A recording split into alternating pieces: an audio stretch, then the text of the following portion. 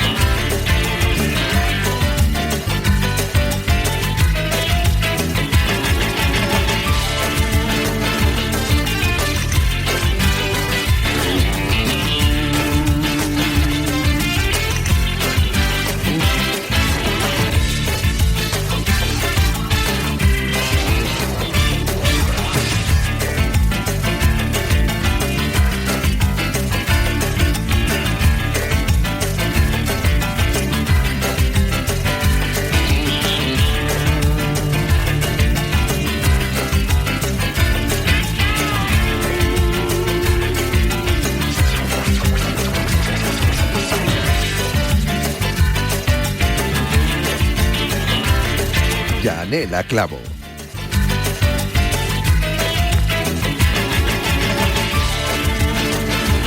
Bienvenidos, salud, buenas tardes, bienvenidos a Cuídate, una semana más, programa de salud en Radio Marca en el que intentamos pues poner un poco de luz, de contexto, a veces también de calma, en todo lo que tiene que ver con nuestro cuerpo, con nuestra mente y con nuestra forma de vivir. ¿Que intentamos encaminarlo hacia la salud?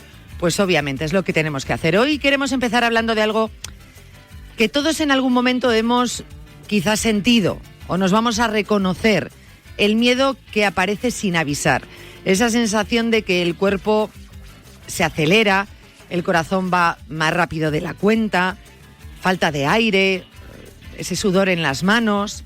La cabeza empieza a pensar a veces lo peor, ¿no? Si hablamos de ansiedad, ataques de pánico, un problema pues mucho más común de lo que pensamos y que sigue rodeado de silencio, de muchos malentendidos, de mucha confusión. Porque durante años se nos ha dicho que ante la ansiedad lo mejor es parar, respirar profundo, evitar cualquier estímulo intenso, pero la ciencia una vez más empieza a matizar esa idea. Y esto que estoy diciendo ahora lo enlazamos con una noticia de salud muy interesante de actualidad que plantea un enfoque diferente y cuanto menos la verdad que llamativo. Es un estudio de Sao Paulo donde dice que un ejercicio físico, por ejemplo, un ejercicio físico muy intenso de apenas 30 segundos podría ayudar a cambiar la forma en la que se tratan los ataques de pánico o esas situaciones más extremas, ¿no? 30 segundos, no una sesión larga, no una rutina complicada, un esfuerzo breve, intenso, es verdad que controlado. Dentro de esta investigación, pues los pacientes que pertenecían al grupo experimental, pues comenzaron cada sesión con una sesión de estiramiento muscular, seguida de 15 minutos de caminata y de unas sesiones de carrera de alta intensidad de 30 segundos y alternadas con 4 minutos y medio de recuperación activa y finalizando con 15 minutos adicionales de caminata. La idea, bueno, pues lo que intentan con este estudio es provocar de forma voluntaria, como si dijésemos, y de manera segura y controlada, sensaciones físicas muy parecidas a las del pánico, como la aceleración del corazón, por ejemplo, o esa respiración agitada, para que el cerebro pues aprenda que esas señales no son peligrosas, es decir, enseñarle al cuerpo que puede tolerarlas sin que ocurra nada grave. Este enfoque se basa en algo pues que es clave.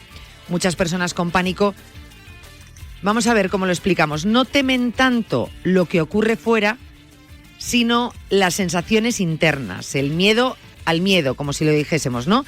Y este tipo de ejercicio pues podría ayudar a romper ese círculo en el que entras en bucle cuando te viene o cuando entras en ese ataque de pánico. Ojo, esto es importante, no es una receta casera ni una solución mágica, es un estudio. Estamos hablando de un estudio, ¿no? Ni mucho menos algo que deba hacerse sin supervisión profesional. Pero sí abre quizá una puerta nueva, interesante, bastante esperanzadora a tratamientos pues más activos, más breves, quizá más eficaces para algunas personas. Y enlazando esto, hoy queremos dejaros un consejo de salud pues distinto, poco habitual, pero muy necesario. No le tengas miedo a las sensaciones de tu propio cuerpo. Sé que puede ser fácil decirlo, pero la idea es esa, el concepto sobre el que tenemos que darle vueltas y rumiarlo, es no tener miedo a las sensaciones de nuestro propio cuerpo, saber escucharlas, es así.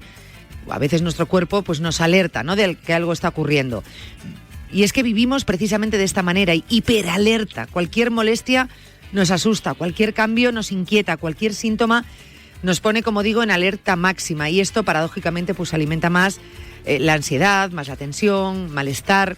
Entonces, aprender a reconocer, tolerar, entender lo que sentimos, ya sea cansancio, nervios, palpitaciones, agitación, siempre que no venga acompañado de otros síntomas, ¿no?, más físicos y por el que tengamos que ir al médico, ante la duda siempre ir al especialista, pues es una herramienta potentísima de salud. No todo es una amenaza, no todo es peligro, no todo necesita ser evitado. Esto es lo que hay que entender y poco a poco ir conociendo nuestro cuerpo, cuándo nos avisa porque está ocurriendo algo y cuándo a lo mejor es que realmente estamos teniendo un ataque de pánico, o sea, que estamos teniendo miedo a lo que estamos sintiendo, ¿no? A veces cuidarse también es verdad que es exponerse poco a poco, con cabeza, con acompañamiento, con información, a aquello que nos asusta, porque el cuerpo, cuando lo escuchamos, suele ser mucho más sabio, os lo aseguro, mucho más sabio de lo que creemos. Y de eso va Cuídate, de informar sin alarmar, de divulgar sin miedo, de acompañar sin juzgar. Eso es lo que procuramos hacer aquí cada día de la semana de 3 a 4 de la tarde, que es esta hora nuestra de la salud en la radio y el deporte.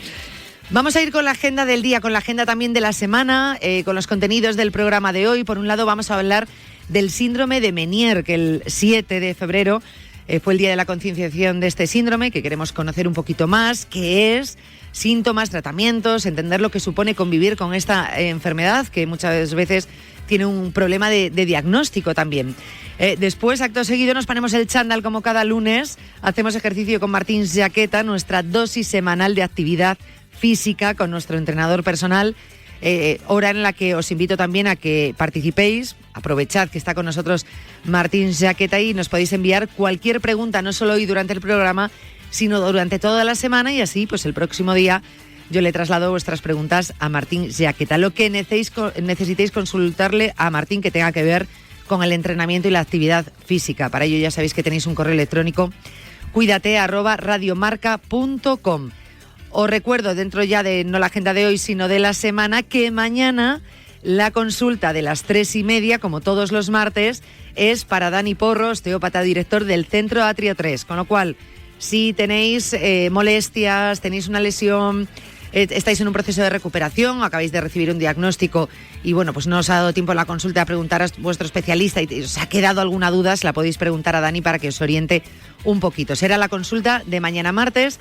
Podéis utilizar el correo electrónico, como os he dicho, os lo repito, cuidate@radiomarca.com, o mañana podéis llamar en directo y entráis y le preguntáis vosotros mismos a Dani Porro. Así que ya lo sabes, quedaros con nosotros, ajustad el volumen, regálate este ratito de radio, porque la salud no es solo lo que haces cuando algo va mal, es también todo lo que haces antes para estar mejor. Eso es prevenir. Arrancamos, cuídate.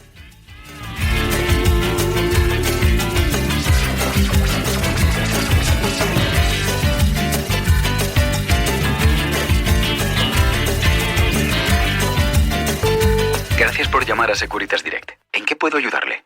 Buenas. Llamaba porque quería instalar una alarma. ¿Para qué tipo de vivienda sería? Vivo en un bajo con jardín y me preocupa que puedan colarse, ya que es fácil saltar por el jardín de mi casa. Pues tranquila, porque nuestra alarma con aviso a policía tiene detectores especiales para jardines y terrazas que pueden detectar cualquier intruso antes de que entre.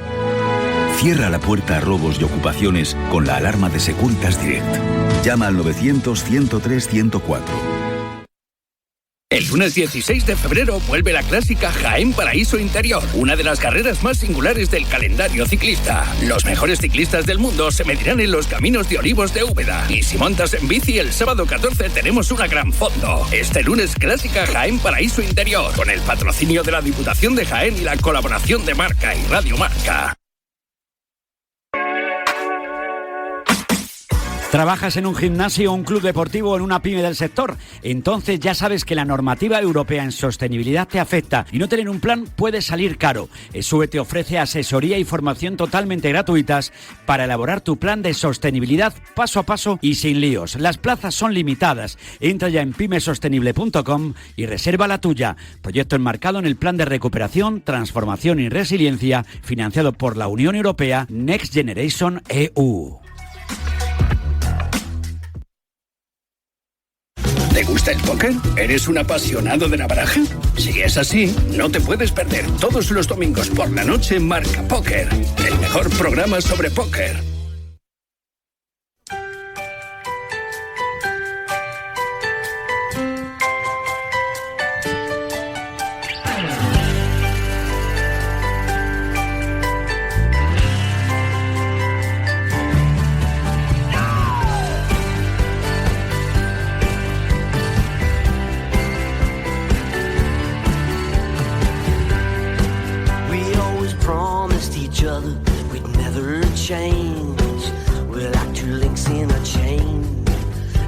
Like one to another, we'd be the same through sun and rain. 16 and crazy, we were ragged and free. We'd get loud and thought we'd always be. Bueno, pues en los próximos minutos vamos a poner el foco en una enfermedad que no siempre se ve, pero que se vive cada día y que puede cambiar por completo la vida de quienes la padecen. Hablamos del síndrome de Meniere, un trastorno del oído. Y precisamente hace unos días, cada 7 de febrero, y hace unos días fue 7 de febrero, se celebró el Día de la Concienciación de esta enfermedad y queremos conocer mejor pues qué es, de qué se trata, cómo se diagnostica, cuáles son esos síntomas, tratamientos que existen y cómo afecta al día a día, ¿no?, de millones o de miles de personas en nuestro país. 75 personas por cada 100.000 habitantes convive con esta enfermedad. Para hablar de este tema estamos con el doctor Antonio Jiménez Luna. Él es especialista también en Meniere y trastornos vestibulares en general y socio honorífico de la Asociación de Síndrome de Meniere España. Doctor Antonio Jiménez Luna, ¿qué tal? Buenas tardes. Hola, buenas tardes. Muchas gracias por acompañarnos, por estar con nosotros en Cuídate. Y vamos a intentar, doctor, en los próximos minutos entender un poquito qué es esta enfermedad, ¿no? Y también, por ese día de la concienciación, pues darle esa visibilidad que tienen que tener todas las enfermedades. Vamos, si le parece, a empezar por el principio, ¿no? Saber qué es el síndrome de Meniere. Bien, en principio, muchas gracias por dar visibilidad a una enfermedad como esta. De parte mía como socio honorífico y, por supuesto, de todos los pacientes, sean miembros o no miembros de ASME. La enfermedad de Meniere es una enfermedad crónica del oído interno que no tiene una causa claramente definida y que provoca un acúmulo de líquido endolinfático, uno de los líquidos del oído interno, que genera una desestructuración del oído y provoca los síntomas clásicos mediante crisis o episodios de vértigo, fluctuaciones de la audición, fluctuaciones de los acúfenos, sensación de oído tapado, y a largo plazo va produciendo un daño de la función vestibular y de la función auditiva. Ajá. Claro, al decir, por ejemplo, esos mareos, ¿no?, esos vértigos, esa sensación de taponamiento, no sé si estos síntomas pueden retrasar el diagnóstico o existe ahora mismo un problema de infradiagnóstico con esta enfermedad, porque al principio no sé si tiene una edad de inicio la enfermedad o por qué aparece, o de repente empiezas con pequeños síntomas que se van agravando, de manera que a lo mejor pues no los confundamos con otra enfermedad o con otra situación más normal del oído, ¿no? Si se confunde con ese, porque estaba diciendo que es una acumulación de líquido, ¿no?, que al final pues se pueda confundir con un taponamiento o con unos vértigos, ¿no? Sí, evidentemente los síntomas auditivos que ocurren en esta enfermedad y en otras enfermedades, como son una pérdida auditiva de carácter que llamamos sensorial, el zumbido o la sensación de plenitud o el vértigo, son síntomas muy presentes en muchas enfermedades del oído. Pero lo particular de esta enfermedad es, no en todos los casos, la asociación de los síntomas. Es decir, que se vayan sumando tanto la hipoacusia que es una hipoacusia que tiene unas características en la audiometría que afecta a las frecuencias graves sobre todo, independientemente de afectación o no de las agudas. La fluctuación de la pérdida auditiva, el acúfeno que fluctúa en relación a la crisis y las crisis con unas duraciones determinadas son lo que hace que el paciente cumpla lo que se llama los criterios de la Sociedad Badani para que se pueda dar con el diagnóstico de un Meniere definido. Cuando el paciente tiene los síntomas incompletos, consideramos que el Meniere es probable, pero no está tan definido y, evidentemente, no todos los casos van a tener el mismo debut. Hay pacientes que llamamos de libro, que desde el primer momento que lo vemos en la consulta sabemos claramente lo que hay detrás, y hay otros pacientes que confunden y hay que hacer un diagnóstico diferencial con otras muchas patologías del oído que llevan esos síntomas y hay que hacer muchas veces un seguimiento para ver cómo el tiempo va a hacer que evolucione el paciente y si se nos va a definir claramente hacia el diagnóstico. O sea que al final esto estamos como en otros casos, ¿no?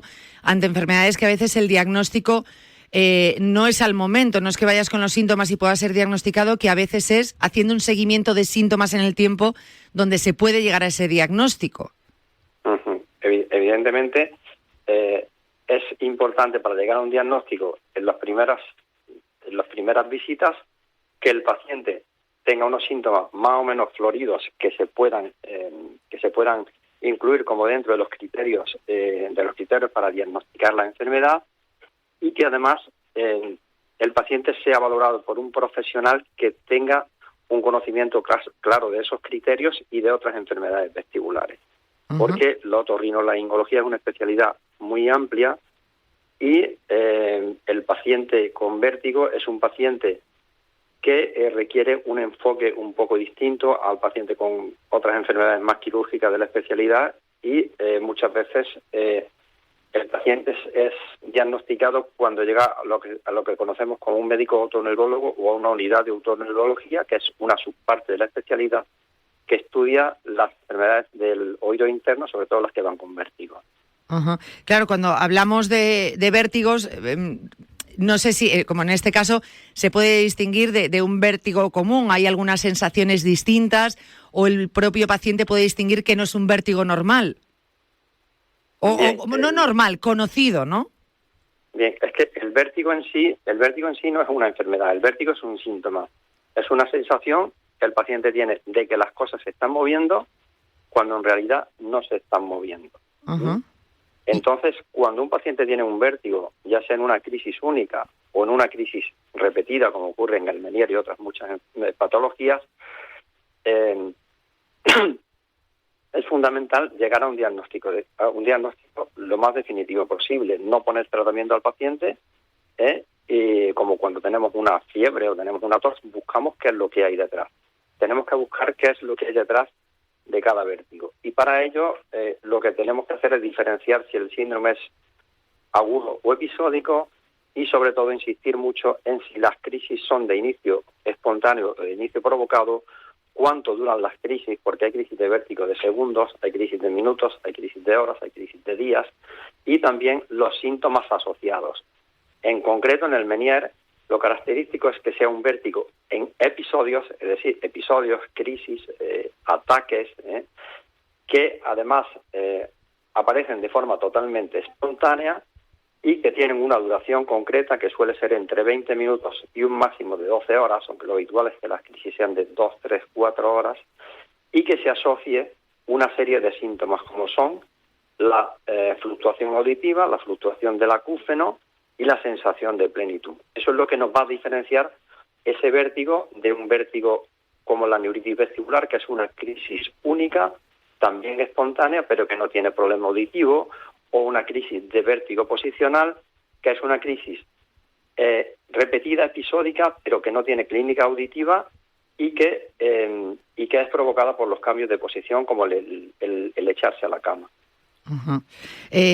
Claro, no sé si se sabe, si se conoce, ¿no? Si a partir de qué edad, si da más, por ejemplo, hay más pacientes hombres que mujeres, si es a partir de determinada edad, si puede ser también aparecer en edades tempranas y si hay algo relacionado, no entiendo que no sé si tiene que ver algún componente genético relacionado con alguna enfermedad o con algún episodio de otra enfermedad por lo que pueda aparecer u originarse el síndrome de Meniere. Sí, en cuanto a esos aspectos epidemiológicos, la enfermedad de Meniere tiene una incidencia un poco mayor en la mujer que en el hombre, y lo habitual es que la enfermedad empiece hacia los 35 o 40 años de edad. La mayoría de los pacientes cuando debutan tienen que ser esa edad media de la vida, y en cuanto al inicio se está descubriendo por investigaciones que existen una serie de alteraciones genéticas que pueden llevar a lo que se denomina como un oído frágil. Entonces se han descrito muchas patologías, muchas mutaciones genéticas que llevan a ese oído frágil, que está silencioso hasta que un determinado evento, como puede ser un pequeño traumatismo, hace que empiece ya una cascada de acontecimientos fisiopatológicos y la aparición de la clínica. Y luego estamos hablando también de una enfermedad, bueno, que existe ese infradiagnóstico, ese diagnóstico a veces tardío, porque puedan aparecer los primeros síntomas, no acudas al médico hasta que es algo muy molesto, que notes que es incapacitante. ¿Hay alguna forma de explicarle a los oyentes? Es decir, mira, si tienes estos síntomas o en este, pues estaba comentando, ¿no? Ahora que sean esos episodios más o menos en el tiempo, pues continuos y reconocibles, que haya que ir al médico y se pueda adelantar ese diagnóstico, ¿o es complicado?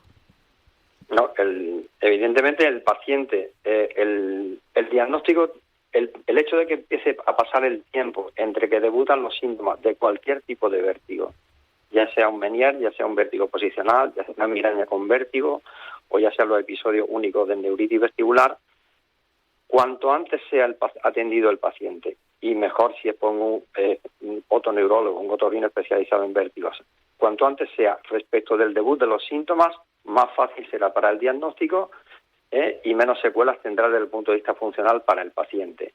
Entonces, yo lo que le aconsejo a los pacientes es que cuando tienen una crisis de vértigo intensa, evidentemente, una primera crisis de vértigo intensa, hay que acudir al médico. Habitualmente se acude a un servicio de urgencias por la necesidad.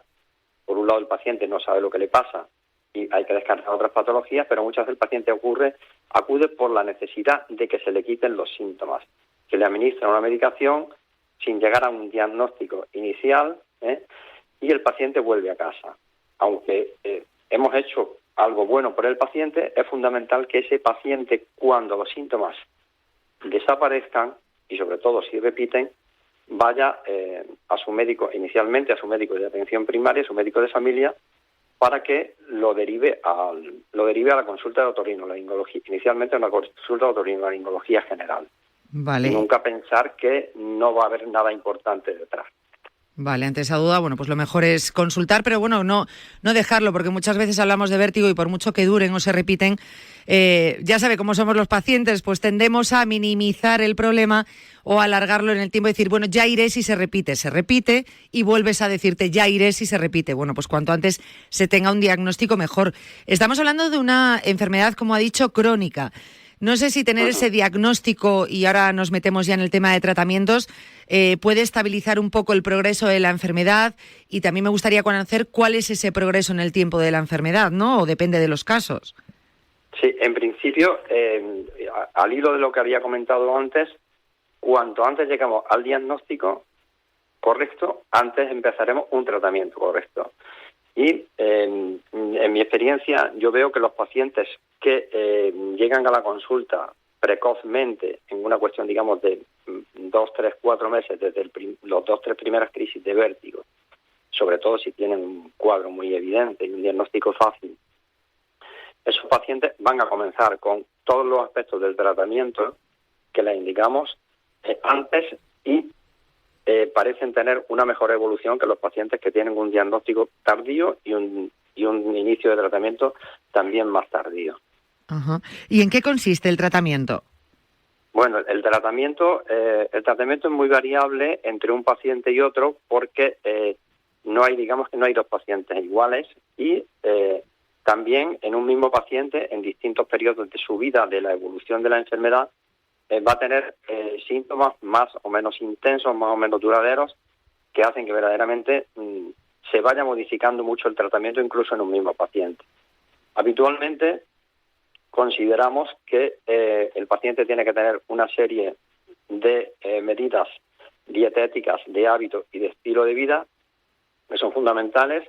Básicamente una dieta sana con poco consumo de sal, evitar consumo de tabaco, consumo de alcohol, consumo excesivo de cafeína y hacer ejercicio y mantener un patrón regular de sueño.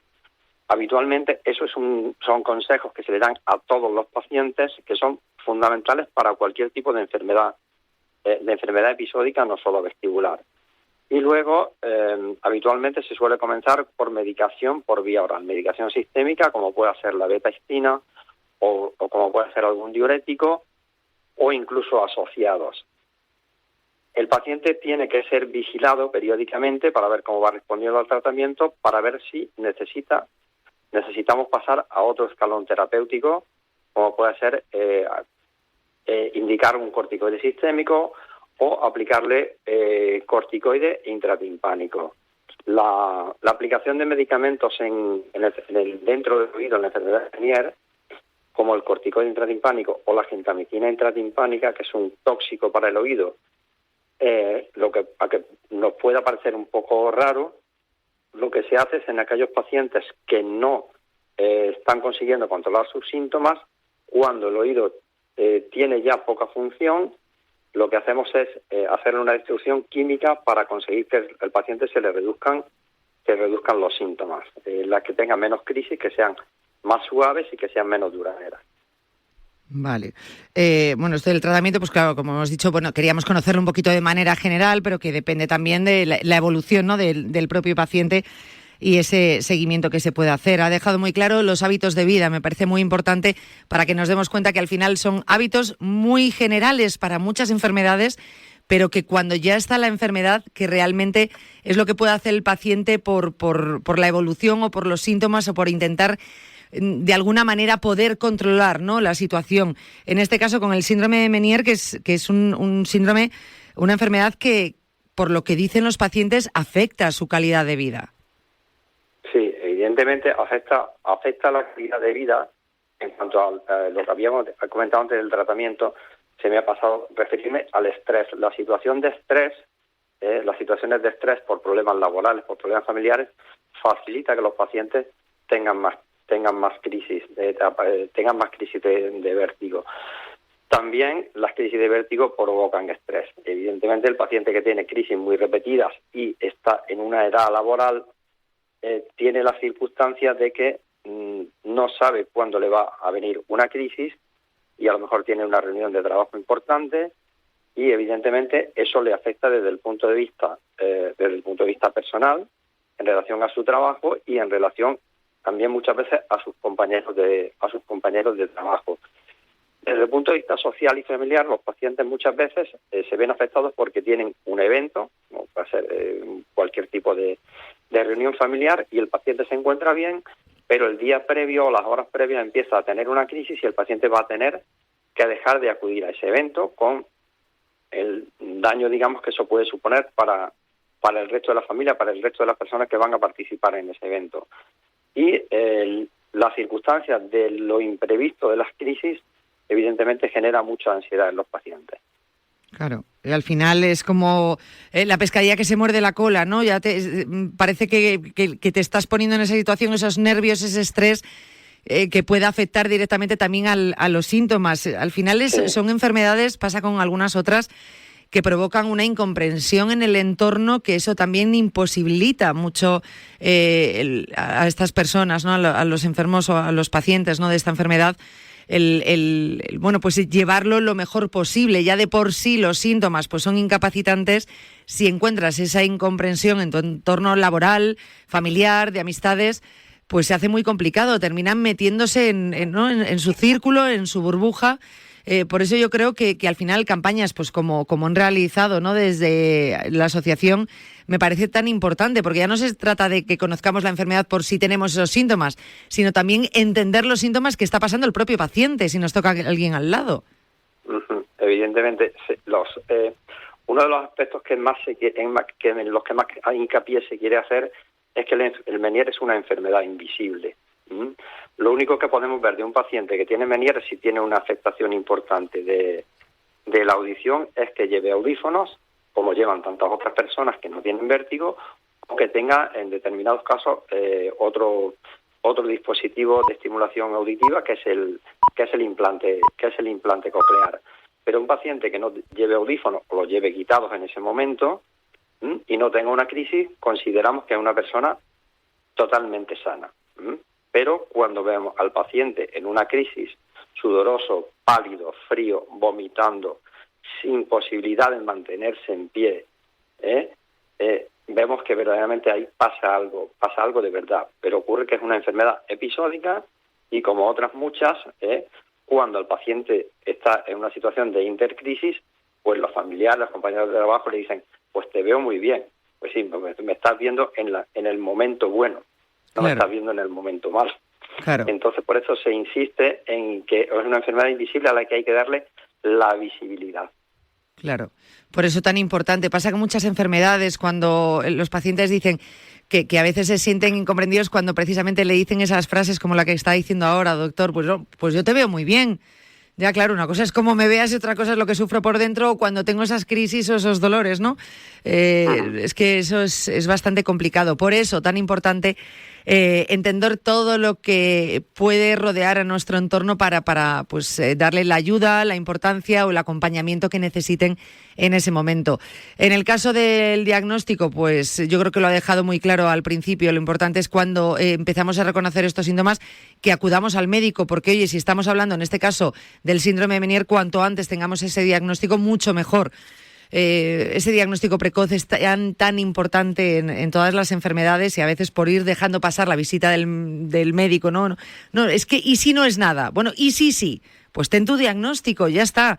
Ni tengamos miedo ni infravaloremos cuando el cuerpo nos habla, que muchas veces decidimos no escucharlo. Nos tapamos los oídos hasta que un buen día decidimos pues escuchar y decir, oye, me está diciendo algo mi cuerpo desde hace tiempo. Y ya a veces llegas tarde, ¿no? O sea, que es tan importante, es muy, muy importante.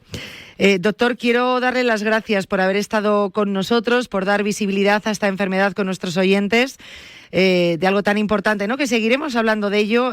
Últimamente, ¿no? Se ha hablado mucho de esta enfermedad, pero yo creo que no hemos ido al meollo de la información, a lo importante de la información, que es los síntomas, a ese reconocimiento. Por eso creo que lo que ha hecho en estos minutos es tan importante. Muchísimas gracias, de verdad. Muy bien, gracias a vosotros por dar visibilidad a una enfermedad invisible como el Meniere. Un abrazo, gracias. Muy bien, igualmente, adiós.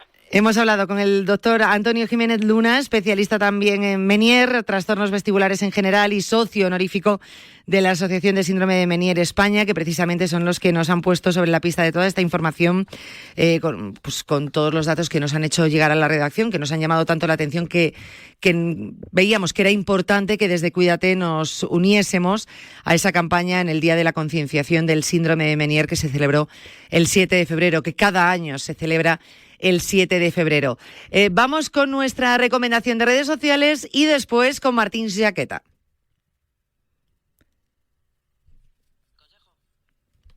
Cuídate. Yanela Clavo. ¿Cuántos días tiene la semana? Veo 7. ¿Y las maravillas del mundo? Veo 7. ¿Y el nuevo canal de televisión donde ponen peliculones y series como Sin Rastro, Caso Abierto o Blue Bloods? Veo 7. Llega Veo 7, tu nuevo canal de televisión con el mejor cine y series de acción, suspense e investigación. Veo 7. Gratis en tu televisión en abierto y en las principales plataformas. Los domingos saben mejor cuando los aliñas bien.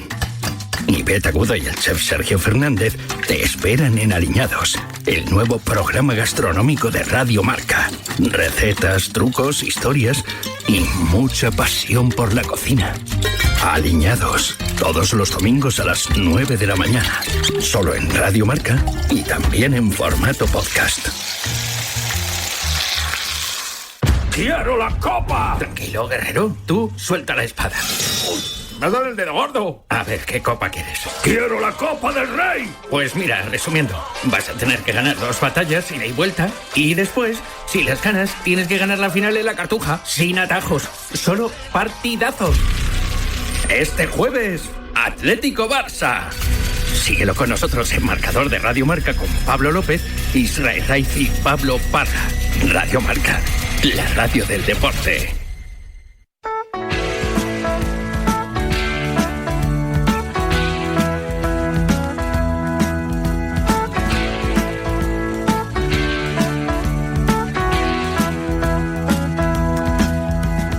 Lo hemos hecho un poquito más tarde en nuestra sección de redes sociales. Ya sabéis que todas las semanas, desde hace tiempo, os traemos recomendaciones de cuentas en redes sociales, de perfiles que creemos que merecen la pena seguir un poco para romper con esos otros perfiles que a lo mejor acumulan muchos likes, como se puede decir, o muchas visualizaciones, se hacen virales, pero que detrás no hay un profesional que tenga pues experiencia y conocimientos suficientes como para dar esos consejos. Y cuando hablamos de salud es muy importante tener en cuenta quién nos cuenta las cosas, porque en redes se cuentan demasiadas cosas que nos pueden despistar un poquito. Son profesionales que hablan de salud con rigor, pero lo saben contar bien, porque tienen una cercanía, una claridad, pero siempre con la experiencia detrás. Vamos, que no solo saben mucho, sino que saben contarlo bien. Hoy nuestra recomendación es la doctora Amara Aladel, @AmaraAladel, médico especialista en medicina familiar y comunitaria. Y uno de los consejos que hemos visto en sus redes me ha parecido bastante bueno, ¿no? Si tienes cansancio, uno de los motivos que te dice puede ser el cortisol y dice, vigila tu cortisol. Escuchad el audio, esto es lo que nos explica. Si cada día te despiertas con cansancio, eso no es normal. Este vídeo no sustituye una consulta médica, simplemente voy a contarte lo que dice la ciencia. Cada caso es único y esto son unas recomendaciones generales. Tú decides si las sigues o no. Vamos, probablemente el culpable de este cansancio es tu cortisol. El cortisol es nuestra hormona de alerta. Por la mañana debe estar alta para que podamos activarnos y por la noche disminuye para que descansemos. El problema viene cuando no baja, sino que está alto todo el día. ¿Qué pasa entonces? Que tu cuerpo vive en modo peligro. Duermes mal, engordas más fácilmente, te cuesta concentrarte, tienes ansiedad, te levantas con mucho cansancio y todo, absolutamente todo, se desordena. Lo mejor es que no necesitas ninguna pastilla milagro. Hay hábitos que regulan de verdad y de forma científica el cortisol. El primero, la luz matutina. Es importante exponerse al sol nada más despertar, pero esto en la vida real no puede aplicarse. Por lo que mi consejo es que en el trabajo, si tienes algún descanso, salgas al exterior y que te dé la luz solar. El grounding. Pisar tierra mojada, arena de la playa, cualquier superficie natural mejora mucho los niveles de cortisol. Bloquea la luz azul por la noche. Si utilizas el móvil por la noche, ves la tele o tienes luz azul como la que tengo yo aquí, tu cerebro pensará que es de día. Utiliza gafas bloqueadoras de luz azul o luz roja. Maneja el estrés. El mindfulness y la terapia cognitivo-conductual reducirán el estrés y te ayudarán a manejar bien tu cortisol. Ten una alimentación real, fuera ultraprocesados, los cuales han demostrado promover la inflamación y aumentar el cortisol. ¿Y qué suplementos utilizar? Pues los que tienen más evidencia son la ashwagandha y la vitamina C. Bueno, pues ese consejo, ese vigila el cortisol de la doctora Amara Aladel, @AmaraAladel, médico especialista de medicina familiar y comunitaria. Habla de muchos temas, tiene muchos vídeos, iba a decir virales, bueno, que también, que son virales, sus vídeos, pero donde habla de muchos vídeos de situaciones que nos pueden en las que nos podemos reconocer en nuestro día a día y nos explica un poquito por qué pueden ocurrir, qué es lo que tenemos que hacer y lo explica muy, muy bien. Vamos a hacer ejercicio con Martín Jaqueta.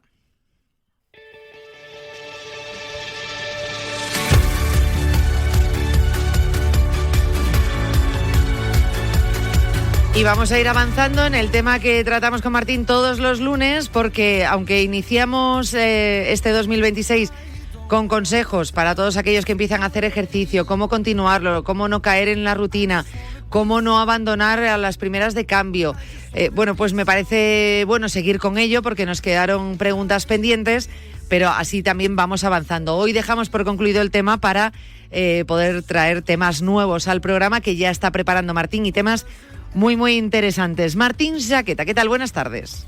Chane, buenas tardes. Te estaba escuchando antes y mi cortisol en la última analítica bajó y lo tengo bastante controlado. ¿Bajó? Pues bueno, pues muy bien. Sí, la verdad que sí. A veces el cortisol ya sabemos que se puede manifestar de diferentes maneras por diversos motivos y bueno, me hacía ilusión ir a hacerme la analítica y que haya bajado, y en la última bajó. ¿Pero has hecho por ello? Sí. En el caso mío, yo a veces creo que es pocas horas de sueño, algo de estrés, que al final cuando lo sabes, mira, trata de dormir un poco más, intenta no estresarte con el trabajo. Entonces, bueno, yo considero que eso, y siempre arropado de la felicidad cuando estás en pareja, de tus hijas que te abrazan, entonces al final creo que el cortisol camina solito para atrás. Entonces creo que por ese lado fue, y así me encuentro. Y me gusta decirlo, contarlo, que a veces con 48 años que pensamos, en el caso mío, que tengo 48, pensamos que estamos envejeciendo, tal vez, no, todo lo contrario. Creo que cuando estás arropado de cosas, de hábitos saludables, de ejercicio, de lo que hablamos siempre nosotros, de una buena alimentación, y con emociones a nivel personal y laborales un poco controladas, el cortisol puede estar mejor que a los 25. Así que mira, es algo que quiero decirles, que se trabaja, y que seamos mayores o algo más jóvenes, el cortisol va por otro lado. Pues podemos poner, bueno, lo ha dicho la doctora también ahora, ¿no? Cosas que podemos hacer para controlar el cortisol, que debemos hacerlo, ¿no? Que debemos vigilarlo, porque provoca pues otras sensaciones, ya no solo porque por nuestra salud sea bueno, sino que al final, bueno, pues provoca ese cansancio que nos deja en el día a día sin energía, que parece, dices, pero si me alimento bien, si hago ejercicio ya, bueno, pero a lo mejor haces otras cosas mal, o al revés, hago ejercicio pero no te alimentas bien, las pantallas, el no descansar, bueno, en fin, esas cosas. Martín, nosotros vamos a seguir con esas claves para cumplir con nuestro propósito. Hoy en el programa pretendo ya dar por finiquitado, aunque más adelante seguiremos hablando de estos temas, porque siempre ahí está el que quiere empezar, ¿no?, con el propósito de hacer ejercicio. Pero para los que ya están en ese propósito y han empezado el año intentando cumplirlo, bueno, pues seguimos con consejos, dudas, preguntas que tenemos para ti, Martín. El otro día nos quedamos en la hora de elegir el deporte, ¿no? Pues esas personas que, pues oye, no han encontrado un deporte que les guste. Al principio es normal también, y no pasa nada, que como nos lo ponemos como propósito, que sea una obligación y nos obliguemos a algo que luego no nos gusta, pero que sería importante para todos aquellos que no tienen su deporte saber cómo elegirlo, ¿no? Sí, es un poco la clave, ¿no? De hacer algo que nos guste un poco, porque es mucho más fácil, el sufrimiento se minimiza bastante cuando nos gusta algo. Entonces, oye, no sabemos qué hacer. Si bien podemos recurrir a aquello que hicimos en el cole, que medio nos gustaba, o a aquello que hicimos cuando éramos adolescentes, que un poco nos gustaba, podemos ir por ese lado para recordar incluso nuestra memoria muscular que existe de cosas que hicimos en un pasado no muy lejano. Y si no, hay que probar, y siempre hablo del no miedo, ¿no? De no tenerle miedo a ninguna disciplina, porque las disciplinas a veces, mira, acabo de decir la palabra pantalla, miramos en pantalla algo que para nosotros es imposible, porque lo miramos desde la élite del deporte, y cuando la élite la bajamos a lo amateur, hay mucha gente haciendo el ridículo en la piscina y lo disfruta, hay mucha gente haciendo el ridículo bailando como yo y lo disfruto, hay mucha gente que está haciendo el ridículo haciendo pesas y las hace, y eso suma. Entonces, cuando hago el ridículo, digo, no tener miedo a que no todo se tiene que hacer perfecto para poder hacerlo, ¿no?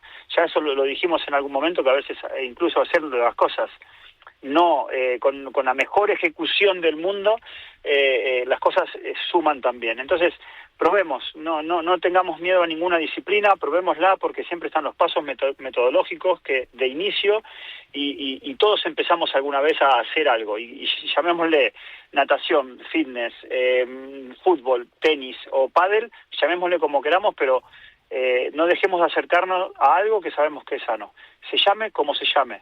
Empecemos despacito, empecemos como siempre lo dijimos alguna vez, de no querer recuperar el tiempo perdido en las primeras sesiones, sino de aprenderlo, de abrazarlo. Si es en comunidad, mejor, para que siempre estar acompañados. Si es en solitario será, pero probemos, tratemos de sentir, ¿no?, lo que estamos haciendo, porque bueno, técnicamente se puede explicar muy bien cuando hacemos un ejercicio consciente, que sabemos lo que significa contraer una parte del cuerpo. Entonces tratemos de ser conscientes de esa disciplina que vayamos a hacer, de lo que estamos haciendo, y de sentirla, vivirla, y en la medida de lo posible disfrutarla todo y más, para que sea de una manera continua, de una manera sostenible y que realmente nos haga bien, porque siempre nos va a hacer bien lo que se haga en la suma de los días y no en los pocos días. También tenemos que escuchar a nuestro cuerpo, lo que nos va diciendo, ya no solo con el deporte elegido, ¿no? o con la actividad física que estemos realizando. A mí me gustaría saber, Martín, ¿cuándo debemos descansar, ¿vale? ¿Cuándo debemos descansar? Y cuándo simplemente lo que estamos buscando es una excusa para no entrenar. Es decir, mi cuerpo me puede llegar a decir, para que estás cansado, y a lo mejor no es cierto, no estás cansado. Pero cuando realmente estás cansado, sí tienes que parar. Entonces, ¿cómo saber distinguir cuándo es excusa y cuándo es cansancio real? Creo que no, esto no lo dije nunca, pero alguna vez fui al psicólogo, como algunos van al dentista, y alguna vez fui al psicólogo y aprendí algo del psicólogo, de la psicóloga en este caso, que me dijo que teníamos que aprender a diferenciar lo que era fantasía y lo que era realidad. Entonces, con esto lo voy a bajar al mundo no de la vida cotidiana personal, sino de la actividad física. Entonces, muchas veces creemos que, o bueno, bien, porque no tenemos ganas, o porque nos duele algo que tampoco nos duele tanto, pero por las dudas no lo hago. Eso está en nuestro mundo de fantasía, ¿no? Entonces hay un mundo de fantasía de que esto no es para nosotros. O sea, como que el pensamiento es lo que, de esas fantasías, es lo que nos aleja de lo que tanto necesitamos hacer. Entonces tenemos que bajar a la realidad. Oye, ¿cuál es nuestro estado de salud? ¿Cuál va a ser nuestro estado de salud en el futuro si no hago esto que la fantasía me impide hacer? ¿Cómo hacerlo, ¿no? Entonces ahí es atacar el problema y saber cuál es la realidad, de cómo estamos, de hacia dónde queremos ir y qué tenemos que hacer. Y esto es así de fácil. O sea, es que es imposible el querer tener algo, pensarlo, pero no hacerlo. Es imposible el que un pensamiento negativo comande y tener un resultado. No, si el pensamiento negativo comanda, si la fantasía comanda, el no hacer comanda, bueno, imagínate que el resultado va a ser el que no queremos. Entonces, yo ruego, por favor, pensemos en la salud futura, siempre lo hablamos, siempre lo diremos, y no me cansaré de decirlo, que es, vivamos una vida digna, con ganas de hacer, con ganas de hacer, básicamente, de poder hacer lo que se nos antoje en el momento que se nos antoje. Hoy, una alumna empresaria que no para de viajar, que no para de subirse a sus aviones con maletas para el evento que tenga, o en París, o en Madrid, o donde sea, porque es un mundo muy intenso el que lleva de trabajo, me dijo algo que me dejó tan contento. 8 de la mañana me dijo: Martín, después de muchos viajes de estas semanas que no nos vimos, hice los deberes en los hoteles y por primera vez con 51 años, me dijo, no me dolió la espalda y me sentí como que estaba en forma para el día a día. Y no sabes la alegría que me dio, porque yo siempre se los digo, alguna vez te lo dije a ti, Jane, yo no les entreno para nada, les pongo en forma para todo, y para todo es el día a día. Si alguien me pide entrenarlo para un maratón, le entrenaré para un maratón. Pero yo, si nadie me pide nada, o sea, voy por la salud. Y en este caso es que una mujer que lleva casi 1 año y medio contigo te diga que se le fueron los dolores de que sufría en cada viaje que hacía por subir una maleta, eso a mí no saben cuánto me alegra. O sea, de verdad, porque es ver que se puede estar mejor a los 50 que a los 40 o incluso a los 30, incluso a los 20.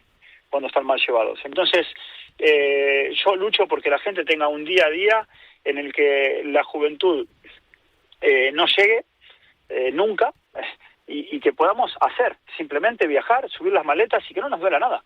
Entonces, creo que por ese lado es el que tenemos que ir, Jane, de que todo lo que sea fantasía y nos frene, eliminarlo y abrirle los brazos a, oye, esto me va a hacer bien, me gusta, no me guste, o me guste poco, lo voy a hacer igual porque sé que es bueno.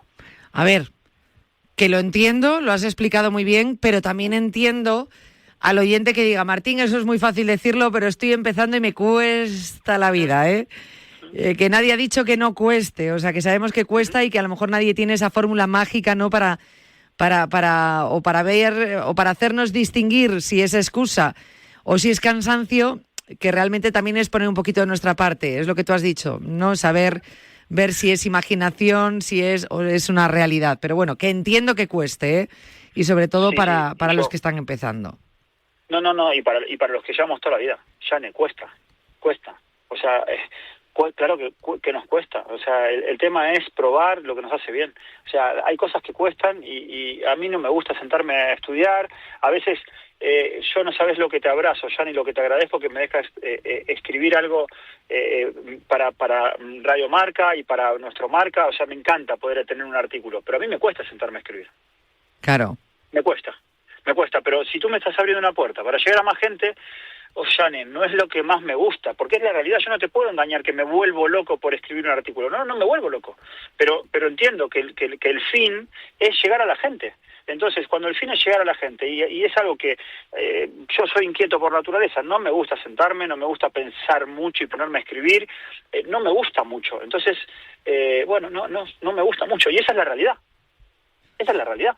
Entonces, podía haberte no habértelo pedido, pero sin embargo te lo pedí porque me hacía muchísima ilusión tratar de llegar a más gente. Me abriste las puertas, te abrazo y te lo agradeceré toda la vida, pero no me vuelve loco sentarme a escribir. Yo veo, cuando voy a la radio, que me encanta ir a la radio, pero yo veo cómo la gente le apasiona lo que hace. Y está mucho tiempo sentado. En el mundo del periodismo, unidad editorial, hay muchísima gente que está sentada, escribiendo con ganas, con muchísima pasión, porque les gusta, porque estudiaron porque es lo que les va. Pero bueno, hay que de la misma forma que yo me siento a escribir de algo que no es lo mío, los que escriben o los que trabajen en una oficina se tienen que levantar. Eso es así, Jane. Hombre, desde luego, por eso estamos aquí, para intentar ayudarles, pero siempre sin perder de vista que os entendemos perfectamente.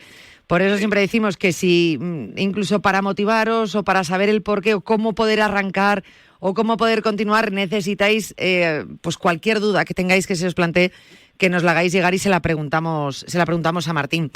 Dentro de esas excusas, sobre todo al principio aparecen las excusas, o lo que te estaba preguntando, ¿no? Entre el cansancio y la excusa, cuando todavía no vemos los beneficios. Aunque el mayor beneficio es en el momento, aunque no lo veamos, desde el momento que nos ponemos a movernos. Pero más allá del físico, ¿qué es lo primero que empieza a cambiar en una persona? Realmente que digas, oye, mira, por mi experiencia, en las personas que vienen a entrenar conmigo, entre tantas personas que he entrenado, oye, lo primero que notan que cambia al incorporar el deporte a su vida es esto.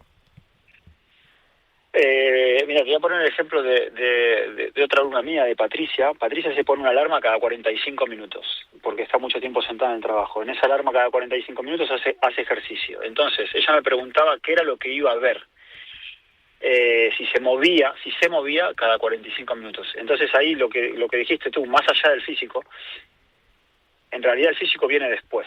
Lo que se empieza a sentir es que te empezás a sentir con más energía, que empezás a sentir un poquito más tu cuerpo, que empezás a tener quizá la autoestima más alto, quizá frente al espejo te viste un poquito mejor porque hay un músculo que no sabías que existía y lo viste un día. Entonces, la primera parte es sentirse mejor, ¿no? Experimentar el que tienes el control de tu vida, el control de tu cuerpo, el control incluso de tu salud, porque a veces hay cosas que vienen por sorpresa, pero considero que hay muchas cosas que no vienen por sorpresa, que las vamos construyendo nosotros día a día, ¿no? El sedentarismo ya sabemos que si lo vamos construyendo día a día, de alguna manera se va a empezar a manifestar. Entonces, creo que ese poder ganarle al sedentarismo, poder ganarte a ti mismo, te empieza a hacer sentir. Después de 2, 3 semanas, si cuidaste la alimentación, empezamos a ver. Pero lo que primero vamos a ver viene del sentimiento, del sentir, no del vernos frente a un espejo tanto, ¿vale? Entonces, creo que va por ese lado, Jane, que lo que vamos a empezar a sentir es que nos sentimos mejor, simplemente nos sentimos mejor. Y explícamelo al detalle no, es sentirse mejor en general. Hay muchas cosas que nos pasan en la vida en que si tú mañana tomas vitamina C y vitamina D y magnesio, ¿qué vas a sentir? No, nada, pero en el día a día te empiezas a encontrar un poquito mejor, porque hay unos complementos que te están ayudando. Lo mismo pasa con el ejercicio. Quizá nunca veas en tu cuerpo un cambio, pero sí que te vas a sentir muchísimo mejor, porque si esto no está acompañado de la alimentación, poco vas a ver, pero sí que te vas a sentir mejor. Y ahí, alguna vez sí hablamos de esto, con todo mi cariño a la palabra que voy a utilizar, gorditos, gorditas. Hay muchos gorditos y gorditas muy sanos y muy fuertes. Muy sanos y muy fuertes. Y hay muchos de gente, muchos delgados que se sienten mal. Eso es así, o sea, no pensemos que el peso es lo que va con la va a parte diferenciar física entre- solamente. Claro, totalmente, o sea, gorditos sanos, gorditos que me ganan corriendo, no se imaginan la cantidad que hay, y ole por ellos, porque mueven un poquito de sobrepeso y algunos bastante, pero entrenan. Entonces, no todo es verlo físicamente, es sentirlo. Bueno, espero, desde luego, yo creo que sí que lo vais a notar muchos de los que se dan unos días, ¿no? Rápido empiezan a notar esos beneficios, aunque eso no implica que no cueste, o sea, el costar, luego con el tiempo se va, pues sobrellevando mejor, aunque muchas veces tengas que poner un poco pues esa obligación a ti mismo de tener que hacer el ejercicio. Antes de terminar, que nos queda nada, minuto y medio, ¿cuánto tiempo crees que hace falta de media, más o menos, para que el ejercicio ya no sea un esfuerzo mental ahí que, oye, todos los días me cuesta, y Dios mío, venga, me tengo que poner, y que ya se convierta en un hábito? Un hábito. A mí me encanta, a veces yo he escuchado muchísimas veces que después de 21 días se convierte en hábito. Eso, que alguien me lo cuente bien, que me lo explique bien y que me lo haga creer, porque yo no lo creo. O sea, 21 días es el inicio de una filosofía de vida, y eso en 21 días no se consigue, sino todo el mundo lo conseguiría. Entonces, Jane, yo creo que lo tenemos que hacer lo más fácil posible, que no tenemos que exigirnos. Siempre lo digo yo, o sea, no tenemos que esperar mucho del entrenador, tenemos que esperar mucho de nosotros. Entonces, en el esperar mucho de nosotros, no nos castiguemos. Tratemos de ser coherentes con lo que vamos a empezar a hacer toda la vida. Porque en 21 días, si yo te entreno de hora y media, 21 días, vas a encontrar el motivo dentro de 21 días para no tener esa hora y media, si no te gusta mucho. Entonces, yo prefiero y preferiré siempre que seamos coherentes con entrenar 15, 20, 25 o lo que podamos. Pero lo hablamos también la semana pasada, a partir de 8 minutos al día, créeme que es viable en el tiempo y en la vida de cualquier persona de este mundo. Quien te diga que no tiene 8 minutos, se engaña solo. Entonces, entrenando 8 minutos a diario, bueno, ahí ya está construido. Que luego quieres más, dale más.